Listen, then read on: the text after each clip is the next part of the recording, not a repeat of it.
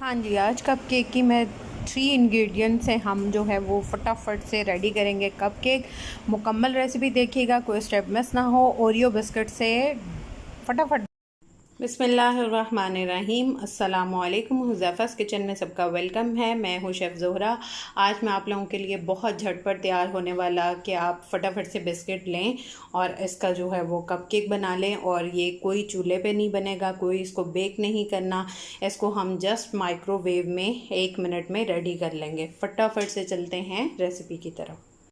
सबसे पहले एक पैकेट में 4 ओरियो बिस्किट हैं, मैंने ये ले लिए हैं। और 1/4 कप जो है वो इसमें दूध ऐड कर देंगे और इसको मैश कर लेंगे। बिस्मिल्लाहिर्रहमानिर्रहीम।